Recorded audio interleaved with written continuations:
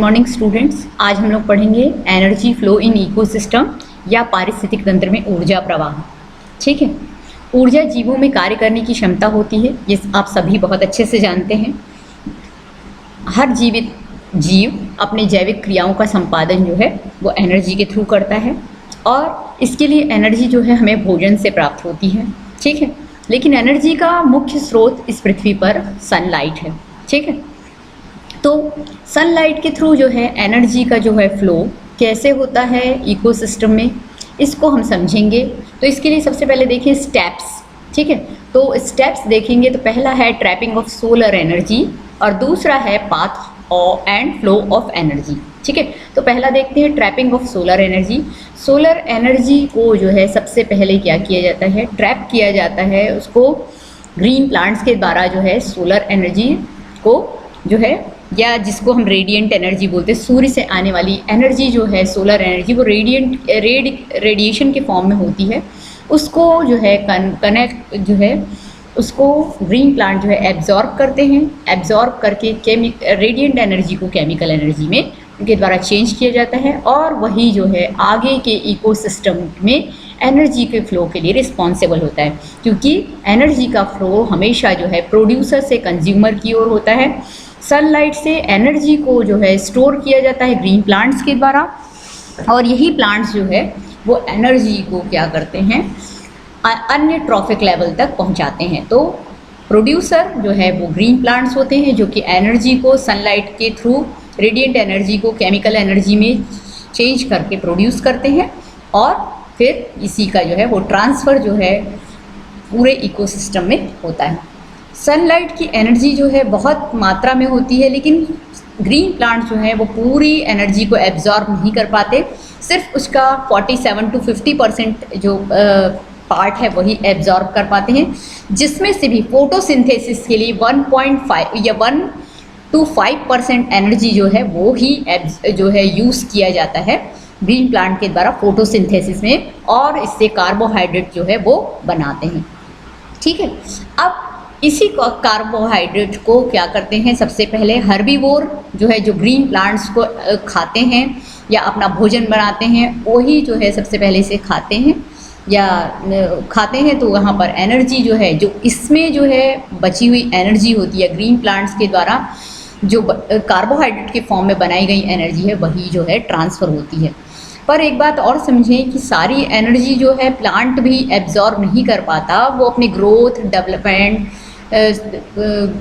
Development और respiration में जो है वो यूज़ करता है अपनी एनर्जी को, और फिर ये एनर्जी जो है आगे के इकोसिस्टम में ट्रांसफ़र होता है जो बच जाता है। तो एनर्जी का जो है फुल जो है एक्यूमुलेशन यहाँ पर नहीं हो जाता, कुछ जो है एनर्जी लॉस भी होता है।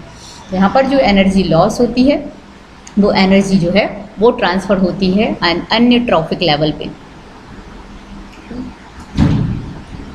फिर इसके बाद देखेंगे कि सबसे पहले फिर इसके बाद देखेंगे पाथ कैसा होता है। तो हमने पहले ही बताया कि एनर्जी का जो फ्लो है वो क्या होता है, प्रोड्यूसर से कंज्यूमर की ओर होता है। ठीक है, ग्रीन प्लांट प्रोड्यूसर है, ग्रीन प्लांट से वो जाता है टॉप कार्निवोर तक। ठीक है, तो इकोसिस्टम में एनर्जी का फ्लो यूनिडायरेक्शनल होता है। ठीक है, इसको हम देखते हैं इस मॉडल के ज़रिए। यहाँ पर देखते हैं कि एनर्जी का फ्लो कैसे होता है। तो सबसे पहले यहाँ पर देखेंगे, यहाँ पर पहले इसको देख लें, इस वाले स्लाइड्स को। ठीक है, I total energy input, LA light absorb by plant, PG gross primary productivity, A total assimilation, PN net primary productivity, P secondary production, NU energy not utilised, NA energy not assimilated by consumer और R is equal to respiration.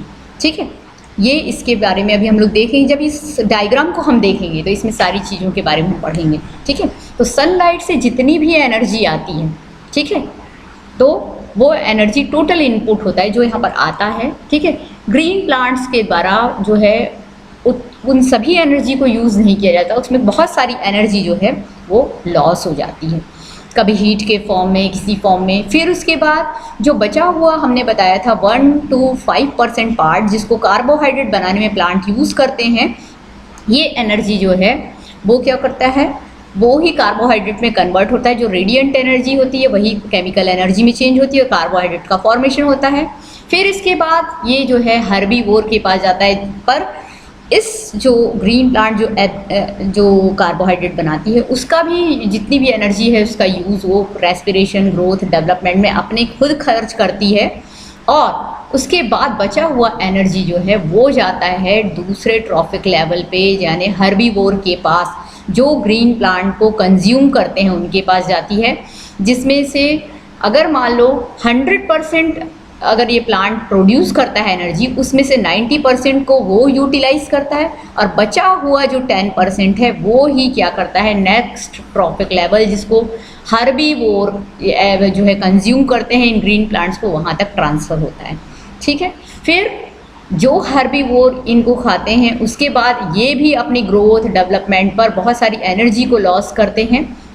और फिर बचा हुआ जो energy होता है, मतलब अगर ग्रीन प्लांट से एब्जॉर्ब या एनर्जी को जो कंज्यूम किया है उसको हम 100% मान ले तो 90% को फिर से ये लॉस करता है और बचा हुआ 10% फिर जो है कार्निवोर या जो है फर्स्ट जो है जो कहना चाहिए कार्निवोरस प्लांट, ये कार्निवोरस जो जीव होते हैं उनके द्वारा जो है इसको कंज्यूम किया जाता है। ये भी अपना क्या करता है, रेस्पिरेशन, ग्रोथ, डेवलपमेंट में एनर्जी को यूज़ करता है। मतलब अगर हर्बीवोर से प्राप्त एनर्जी इसके पास 100% है तो 90% को ये यूज़ कर लेगा और बचा हुआ 10% ही नेक्स्ट जो है ट्रॉफिक लेवल में ट्रांसफ़र होगा, मतलब फिर से 10% ट्रांसफ़र होगा।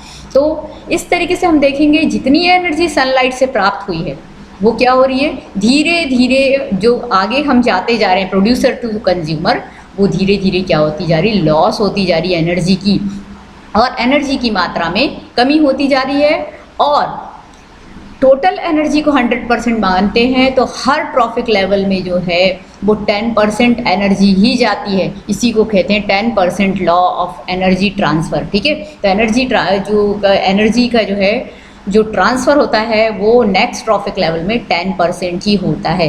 तो इस तरीके से जितनी एनर्जी सनलाइट से आती है उसका बहुत सारा भाग जो है वो पहले तो नष्ट हो जाता है, बचा हुआ भाग खुद जो एक ट्रॉफिक लेवल जो है जिसमें अगर मान लो प्रोड्यूसर्स की ही हम बात कर लें तो उसके में जितनी एनर्जी को वो कार्बोहाइड्रेट में कन्वर्ट करते हैं वो उसके बची हुई एनर्जी को यूज़ करते हैं, और जो एक्यूमुलेटेड एनर्जी होती है वो ही ट्रांसफ़र होती है नेक्स्ट ट्रॉफिक लेवल पे।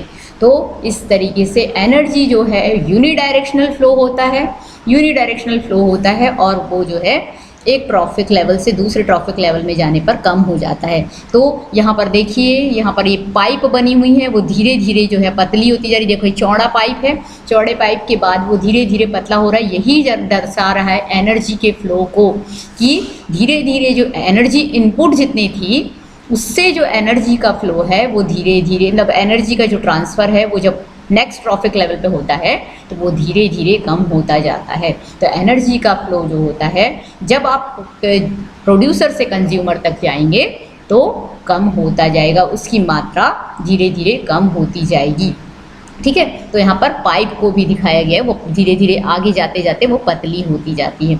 तो यही जो है वो एनर्जी फ्लो है। ठीक है, तो एनर्जी का फ्लो हम लोगों ने देखा कि जो है हमारे इस अर्थ में एनर्जी का सोर्स सनलाइट है। सनलाइट से एनर्जी जो है वो प्रोड्यूसर द्वारा जो है सबसे पहले एब्जॉर्ब की जाती है और उसी से फूड का फॉर्मेशन करके नेक्स्ट ट्रॉफिक लेवल तक उसको जो है ट्रांसफ़र किया जाता है, और ट्रांसफ़र में एनर्जी का हमेशा ही लॉस होता रहता है। ठीक है, तो इस तरीके से एनर्जी फ्लो हमने आज पढ़ा। तो आप लोगों को आई होप आप लोगों को समझ में आया होगा। इससे जो भी रिलेटेड क्वेश्चंस होंगे वो आप मुझसे पूछ सकते हैं। Thank you.